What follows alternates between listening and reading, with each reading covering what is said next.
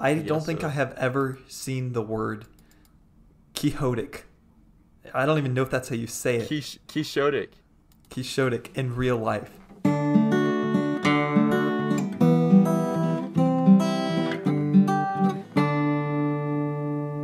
I more want to talk about this in order to explore the question than present my answers because I don't really have all the answers for this question, and really I don't have all the answers for anything. But my question that I sent you today was, what is freedom and what does it mean to live in a free country? That's a pretty big question. Well, okay, how about we start with this? How about we start by just giving a basic definition for the word freedom? Okay, so the definition of freedom says the power or right to act, speak, or think as one wants without hindrance or restraint. But I think in order to truly be free, you need the power and the right to do something. You know, you need the justification for your action, thought, or words, and the power to express those actions, thoughts, or words. Okay, so when you say power, you mean ability. Yeah, ability. And then when you say right, you mean the correctness, I guess. No, not that you're correct in doing it, but that you have a valid reasoning behind it, I guess. What's the difference? Well, let's say you say something, like if we're talking about the freedom of speech. Let's say you say something that is incorrect. Well, you're still free to say it. It is okay for you to be incorrect, right? Yes. Without hindrance or restraint. Yes. So it's not necessarily saying you're justified in what you're saying. Yeah. It's you're justified in that you're saying it. Yeah, that's what I was trying to get at. Mm-hmm. Interestingly, so if you go down a few definitions, I don't know if you're looking at the Google dictionary. Oh yeah, I am.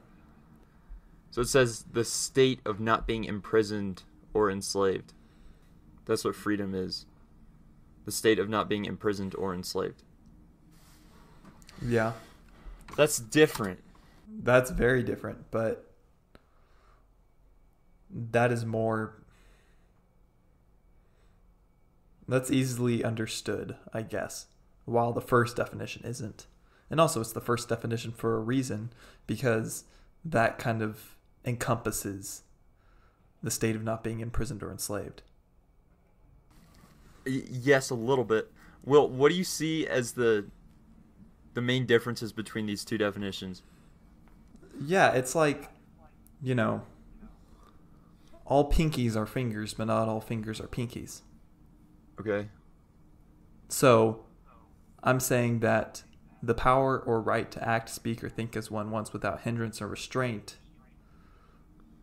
can apply to more than just not being a slave. Oh, I see. John, let me ask you this. Okay.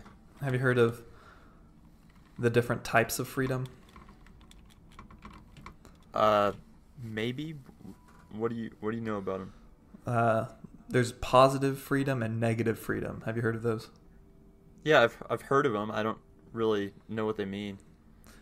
So positive freedom is you are free to something. It is an active freedom. I'm free to say what I want. I am free to buy this house. Negative freedom is freedom from something. I am free from being killed by another person. Oh, I see. I am free from having my things stolen from me by the government or something like that. Those two definitions of freedom align a lot better, I think, with the two definitions we've posed. So positive freedom is the freedom to something. It's a positive action, and that would line up with the first definition, the power to speak or think or act as you want without hindrance or restraint. And negative freedom, the freedom from something, much like you are freed from prison, aligns really well with the second definition, which is the state of not being imprisoned or enslaved. Yeah. Well, so question is freedom simply the ability to do whatever you want or whatever you please? I guess. Do you see anything wrong with that? Yeah. It's only one side of a coin. What do you mean? Well, we talk a lot about freedom and rights, but the other side of the coin is responsibility. Okay. I believe that if you have freedom without responsibility, that freedom is nothing but dangerous. And then if you have responsibility without any freedom, you're powerless. You're powerless, right? Yes. It goes back to that definition that we were saying. It's the power and justification.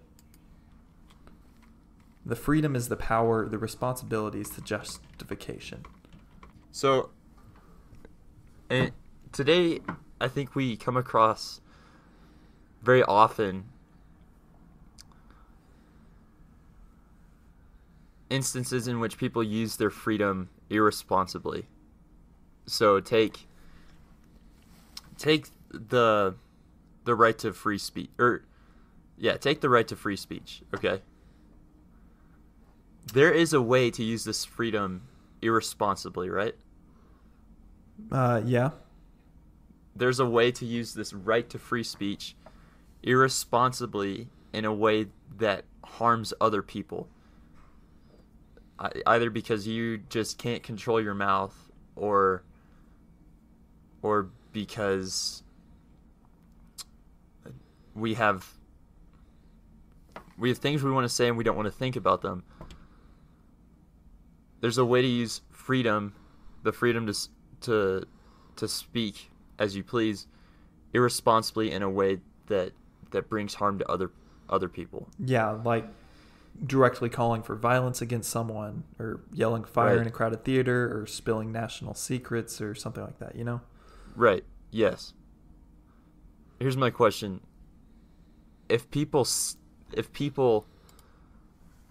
can use this freedom irresponsibly, and if people are prone, not only can, but will use this freedom irresponsibly, is it better to limit this freedom? Correct me if I'm wrong, but I see a rather simple answer to that. And that would be, you would limit the irresponsible uses of it. Okay, what do you mean by that? Well, we have limitations on free speech. You are not allowed to yell fire in a crowded theater. You are not allowed to directly call for violence against someone and threaten them. You are not allowed to spill national secrets that endanger the lives of people overseas. Those are illegal. Everything you're listing right now, though, is a hindrance or restraint. And freedom, as we said earlier, the first definition we gave, it's the power to act, speak, or think without hindrance or restraint. So I'd argue that this isn't freedom. This is just a limited form of choice. It's not total freedom. It's a limited form of freedom. Okay.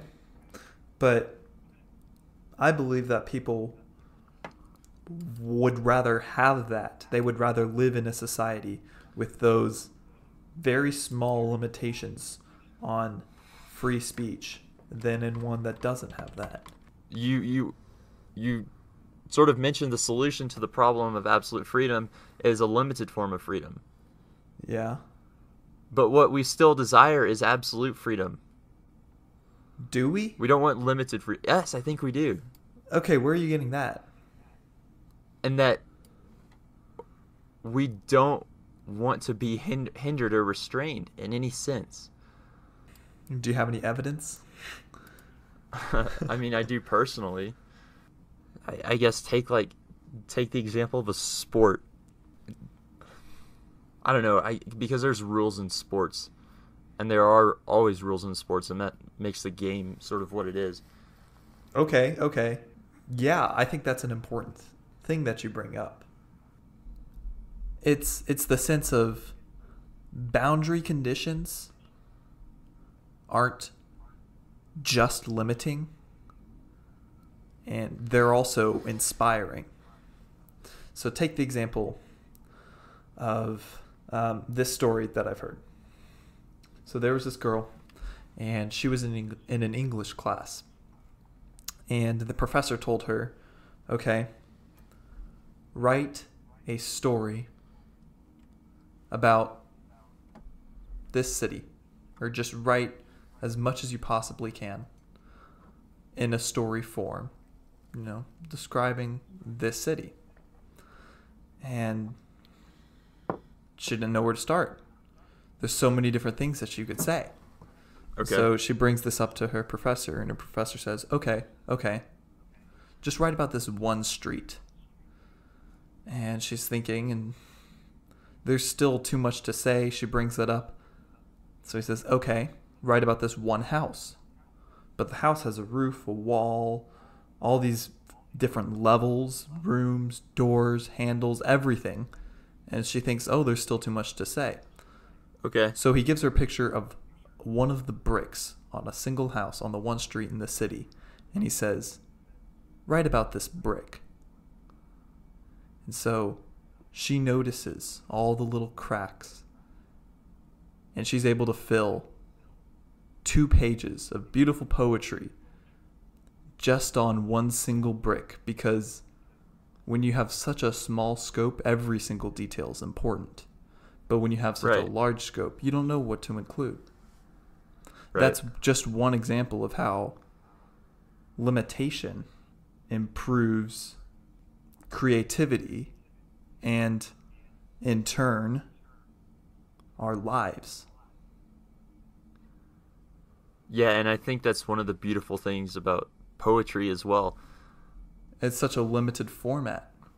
It's such a limited format. The boundaries are so constricting, but in doing so, it tells you, okay, you don't have to worry about the boundaries anymore. Like, we have the format for you. We have the outline for you. Now you just have to write, and you have to choose words that fall within this boundary, within this scope. I think from there you can actually start thinking and writing.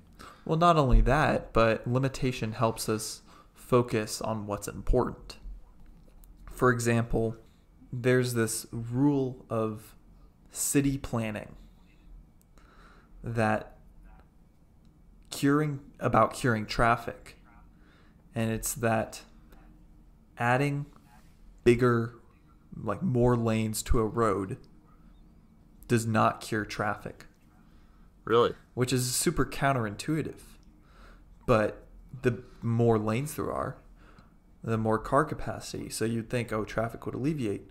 But no, you just have more people driving instead of getting to places that they were by either carpooling or taking a bus. Right. Yeah. So counterintuitively, the limitation, in a sense, promotes people to use different transportation methods, such as carpooling or public transportation. Okay. Going back to what we said about freedom as the ability to do whatever you please, I think there's some truth to that, but I think it needs to be qualified a little bit. How so?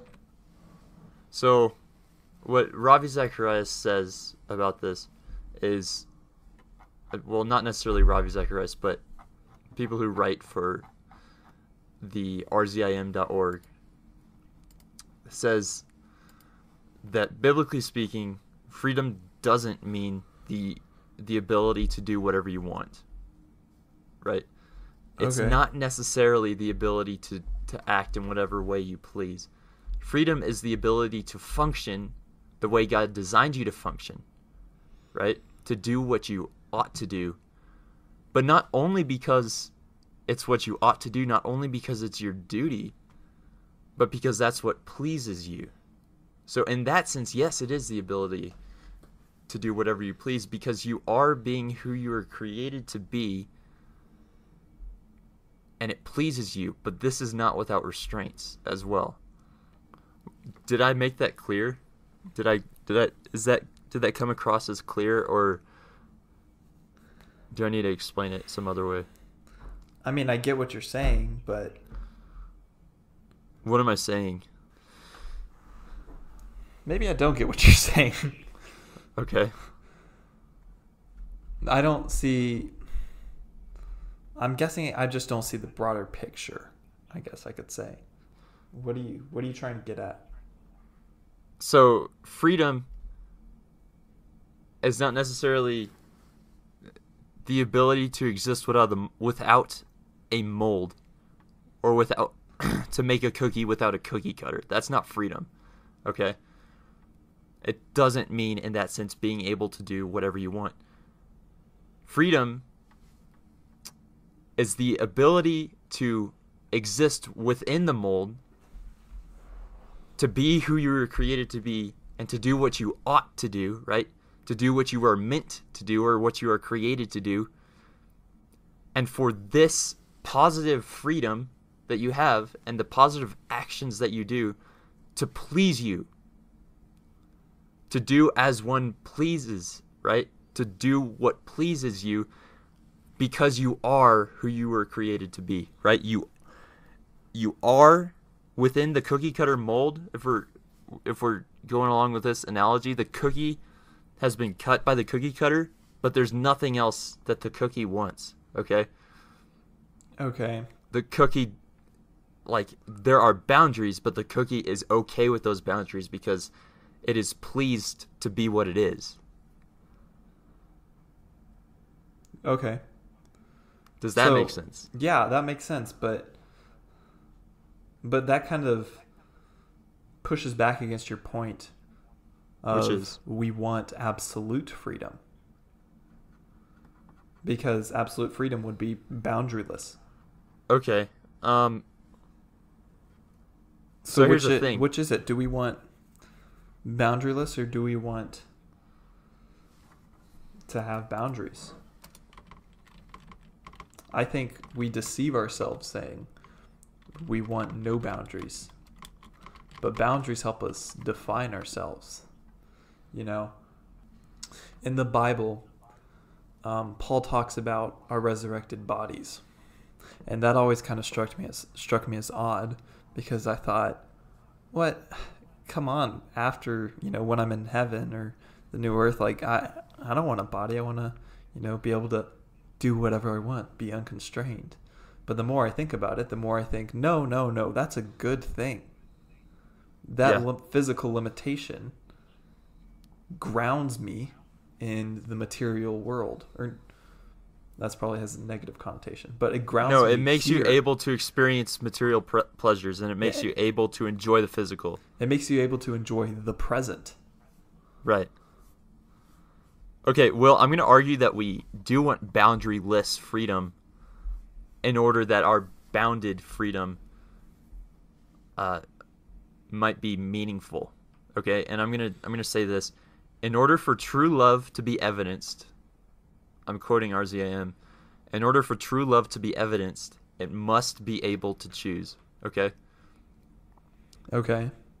What makes love meaningful, right? If you were to tell a girl that you love her, what makes it meaningful to her is that you could have chosen any other girl. Say you're that awesome, okay? You could have chosen any other girl. And maybe you are that awesome, but I am. You could have chosen any other girl, but you chose her. And that's what makes it true, is that you chose to be committed to her because you love her, right? And the fact that you do love her is evidenced by your choosing her, okay? In order for true love to be evidenced, it must be able to choose. It must be free to choose. And in this sense, there must be no constraints on this freedom. I think your love for her would mean a little bit less to her if somehow you were restricted to choosing only blondes, okay? Say she's a blonde, and you were restricted to choosing only blondes. What's always going to be running through her mind is, what if there's a brunette that you loved more, but because you were restricted to choosing only blondes, you chose me? Then it wouldn't be absolute freedom, and then it wouldn't be true love, I don't think. Okay? So in order for that love to be as meaningful as it can be, it must be absolutely free. But here's the problem, is that through freedom comes the prospect of evil. Okay. Because we have absolute freedom, because we are absolutely free to choose, we are also absolutely free to choose evil, right? The cookie in the cookie cutter is free. Maybe this is way too far extended for this metaphor, but the cookie is free, okay, to say to its the person shaping it. Yeah, no, it's definitely extended, but keep going. I don't want to be in this cookie cutter, right? Even though the person shaping it may say, this is going to please you the most, to be a star. To be a star, or to be a little gingerbread man, okay? Even though that person may say this is what's going to please you the most, the cookie must be absolutely free to say, no, I don't want to be a star. I want to be, a blob, okay? I want to be a plain circle. I don't want to be a star. I want to be a circle, or, a half circle. They don't want a shape, I think it would be a better extension of the metaphor. Okay, yeah, they don't want a shape. And as far as, a blob goes, as far as a shapeless, amorphous. Amorphous, good word. Thank you. Amorphous cookie goes, it's not as aesthetically pleasing to the eye. It's not as pretty as the star would be. Okay? So through freedom comes the prospect of evil. Okay. So let me just extend your argument to its limits. If God created us with free will, and if freedom comes with it the prospect of evil, then you can say that evil existed. It was a natural consequence of our freedom, and therefore wasn't brought into the world by Satan, but rather was always there. Was always there.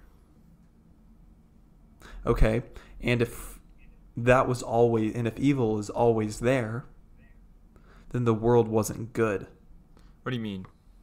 Well, if evil is somewhere, that's not good. No. You're like, good is that which evil is not, okay? Okay. So if evil is somewhere, that's not saying that good is not there also. If you're looking at the whole thing, right? The thing, like, if you've included good and evil in the same sphere, you can't say it's good or evil. You can say there is both good and evil here. Okay. Like, they are divided from each other, that they can't be mixed. Okay, and what's the dividing line? So I believe that evil is the absence of good. Okay, that's interesting. I disagree, but that's interesting. Can you explain? Well, I look at it as though darkness is the absence of light. Evil is the absence of good, in that sense. Okay, but I always considered evil the twisting of good. That could be true also. Like sex outside of marriage. It's the twisting of good. It's a perverted. Exactly. Yeah, I don't know. I haven't thought about that completely. Okay. Well, you seem like you've thought about this a little bit more, judging from what we were talking about before we started recording. But I want to ask you this question because this kind of relates to freedom and responsibility. So Okay. the question is, when should people have stood up to the Nazis or the Soviets when they were coming to power? Because if we think about it today, there's a certain level of really almost anything that we should, shrug off. Almost anything. Okay. For example, people holding these fascist and socialist ideas, we don't plan on destroying those people. So we tolerate the people still being here. But at what point? Right. And I mean, if you want to connect that to freedom, it's because we want the absolute freedom in a sense, in order that good may be evidenced through our ability to choose. Yeah. So at what point should people have stood up? Because you can't wait too long, or else, well, then you don't have any power to. And you can't do it too early, or else you don't have any justification. When? Yeah, that brings me to a quote by Martin Niemöller, who Martin Niemöller was a German in Nazi Germany during World War II. He was involved in the church struggle against Hitler, and what was going on in Germany at the time was that there were essentially there were more than two churches, but there were two branches of churches essentially in Germany. One that obeyed Hitler's orders, one that restricted their preaching to what Hitler said they could preach, and restricted their acting and doctrines to what Hitler approved of and what Hitler said. And the other one was the church that said, no, we're going to obey the gospel, and we're going to obey the doctrine that's presented in the Bible, and we're not going to listen to what Hitler says. And as far as it depends on us, we're going to try to make peace, but we're not going to submit wholeheartedly to his authority. Martin Niemöller was part of that second branch, the part that said, no, we're going to resist as far as God requires us to resist.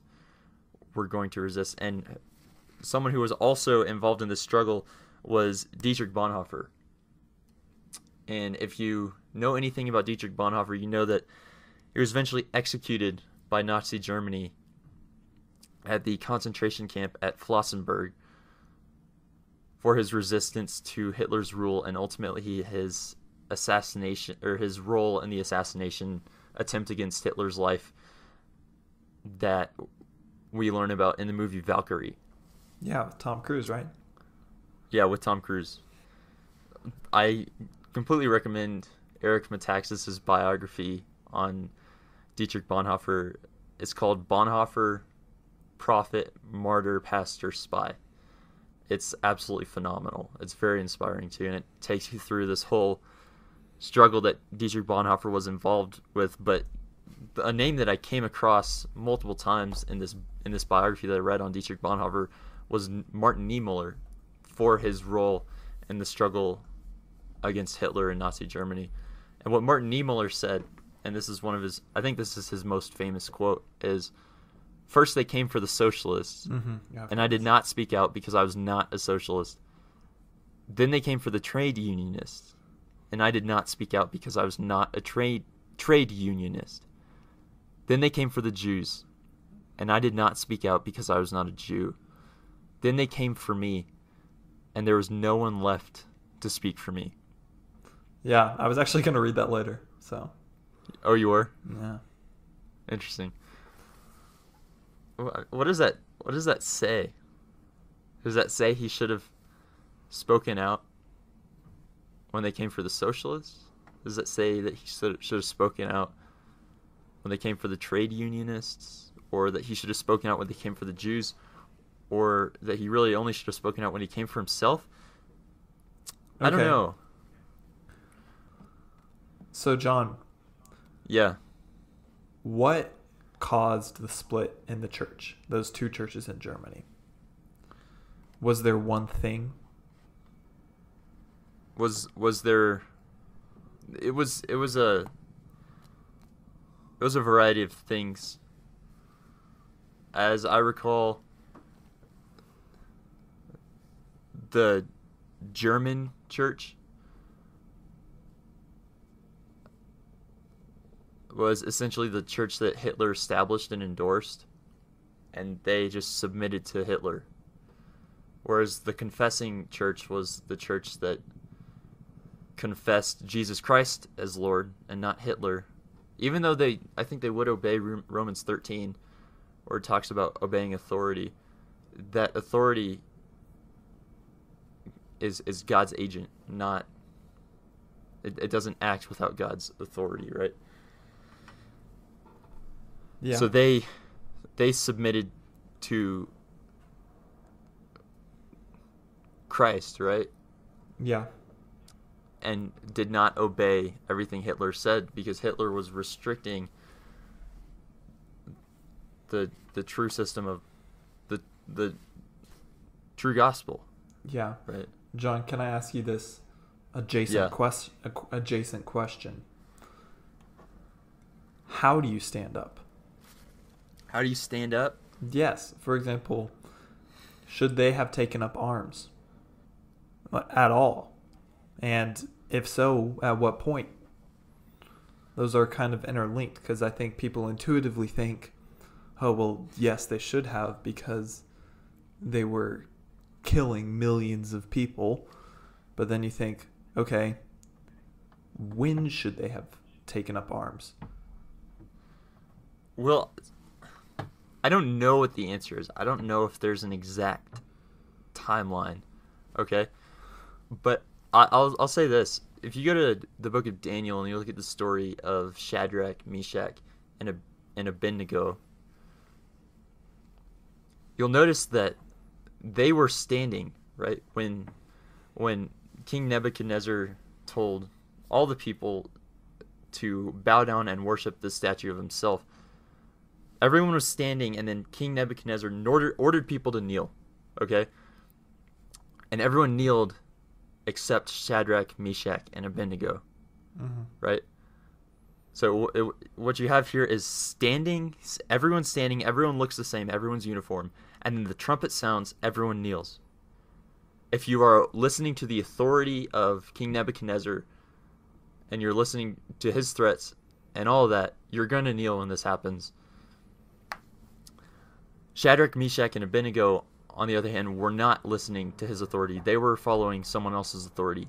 They were following God's authority, and they were worshiping and serving God alone. Okay.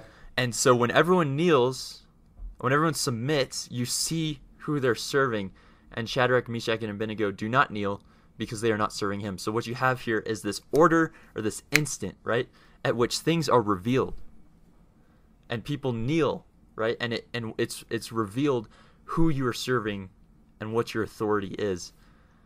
Okay. And I think maybe that's it, is that we don't know when that instant's going to come. We don't know when the light's going to shine and the decisive factor is going to be thrust upon us. But if you are constant, right? If you are already standing and serving God, you're going to remain standing. You're going to be left standing. Okay. and it's going to be revealed at that point. And it's dependent. It's a matter of circumstance. It's not uniform. It's not there's one thing you have to do every single time. It's just here, trials are coming. Will they find us ready? Okay. And I think that is a good answer to half of the question. Meaning Okay. it kind of goes back to positive and negative freedom. They were trying to force him to do something. And he wanted to be free from doing that thing, from bowing down to Right. this statue of Nebuchadnezzar. But Right. that's kind of a passive action. The action was not kneeling. Okay. Right. But that's not necessarily the same as standing up to the Nazis. Because that's a protection of your own principles of serving God, but that's just by continuing to serve God. But when the Nazis start coming for the socialists, acting out is not just continuing what you're doing. Right, Will, but here's the thing. They still had to choose to stand. And as much as they didn't choose to kneel, they still had to choose to stand. Okay, John, but I'm saying it's more complicated than that, because a lot of times we choose between action and inaction, and at Sometimes what you don't know point which should, action is best. well, not only do you not know which action is best, but you don't know where your action should be placed. So let's say let's talk about something kind of petty to make the case like more clear.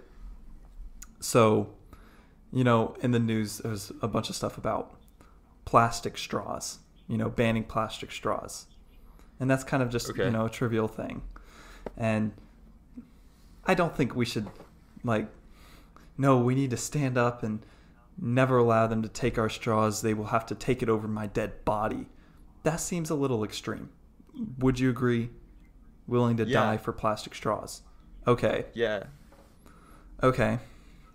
Well, maybe then they start, I don't know who they is, but maybe more things are taken away. Okay. Okay. Now you can't have coffee mugs. Just something, whatever. And it just starts, slowly. And all these little things, you don't think, oh, well, that's no big deal. When should people stand up about their things being taken away? Their phone? It's just a phone. Should people stand up and be willing to die? Okay. Their pets? Well, that seems like a pretty big deal, but okay. Their family? Well, definitely yes, but by that point, they've probably taken your house and your car. Okay. And I'm not saying that will happen. This is just a stupid argument, but there's a line. But where's the line? What's the line? What's the drawn? line? Where's the line? Okay. So here's what I'll say. Jesus says, I believe, that it's out of an abundance in the heart that the mouth speaks, right? Okay. Sorry, I'm looking this quote up right now. Looks like Matthew 12:34. Jesus says, "For out of the overflow of the heart, the mouth speaks." And I'll compare it to this. Every action, along with our words, every action just simply displays an overflow of the heart, right? Okay. And that kind of relates to this, is that every prescription, every sort of like ethical command that you would be talking about, how a government could ban something, every sort of prescriptive action that the government induces upon us is out of an abundance of the philosophy that resides within the government government's mind, right? The government's mentality. So here, I think you're looking at actions, and you're looking at what is done practically, when what is done practically is really an overflow of the philosophy or the ideals and beliefs that a person has about life, about the nature of life, about the nature of good and evil, about the nature of love, about the nature of freedom, about all these things. What we see in reality and what we see practically is simply a result of what overflows from within. Okay? So I think maybe that's the measure.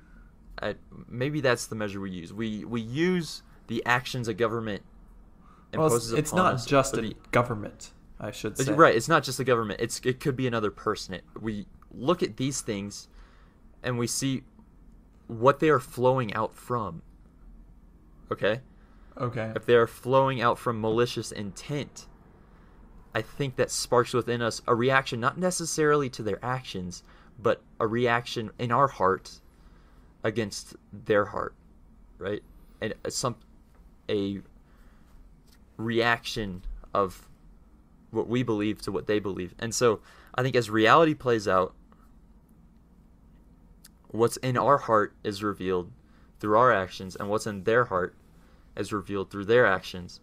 And reality, I think, pits our hearts against theirs by pitting our actions against theirs. And that being said, I think things are going to be proportional. So, like, say the government is banning plastic straws because of malicious intent within the mind of the government. Okay, Okay. Say it's overflowing from this. It's just plastic straws, right? Yeah. So I don't think this is something we lay down our lives for. But at the same time, it's not something that if our heart recognizes evil intent within their heart, it's not something that we just let float by. It's something that we will react to proportionately because of the nature of inner realities.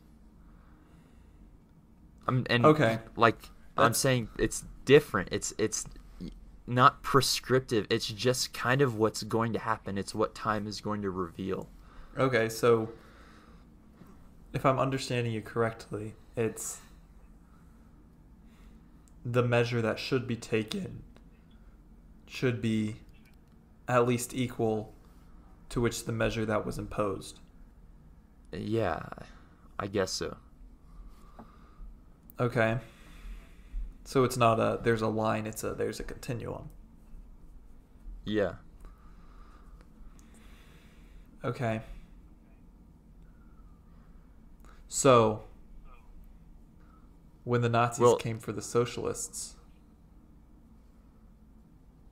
the Nazis, I think, came for the socialists out of evil, with an evil intent. Yes. Right.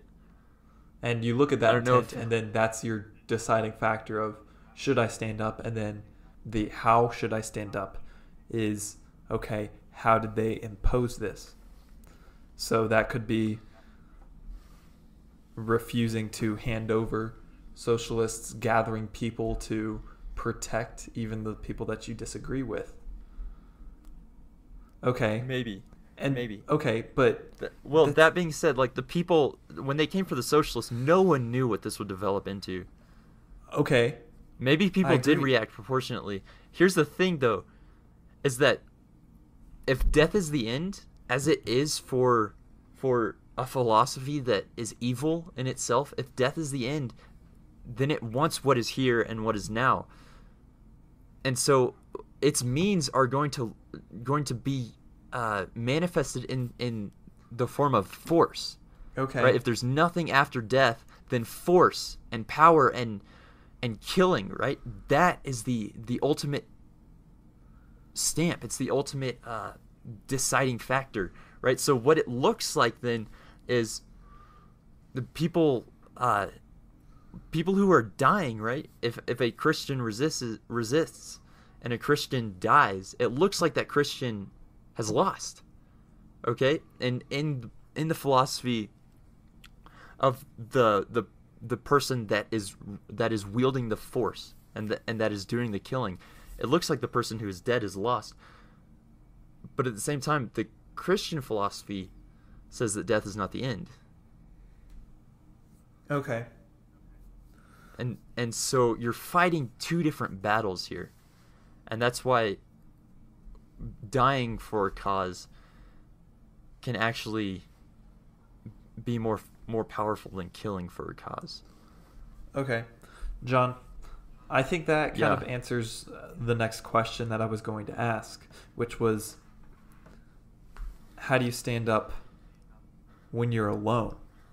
Because if you had just as many people willing and able to combat the Nazis whenever they first came for the socialists, I think the responsible and correct thing to do would be they would resist and Right. resist them forcibly taking, socialists. But when there's only a small set of people willing and able to resist, their resistance must be stronger per person. Okay. I I guess. see what you're saying, Will. I don't know. Here's I think what we need to keep in mind. If those who are resisting believe in Jesus Christ and believe in God who creates from nothing, and believe in the Lord who fed the 5,000 with 5 loaves of bread and 7 fish, or I don't know the exact I number. think it was 2. I don't know the exact ingredients of this meal, but if that's who you believe in, then you know that whatever your action is, however small it may be, it's not necessarily you who are doing the fighting. It's God who creates from nothing who's doing the fighting, and He can multiply your action beyond measure. Okay, so whether it means making the ultimate sacrifice and doing what you see as the strongest thing you can do, or whether it means just writing an article saying, "Hey, I don't believe this is right, and here's why." God uses it for His purposes, and He is still the one who multiplies from something that may seem so small.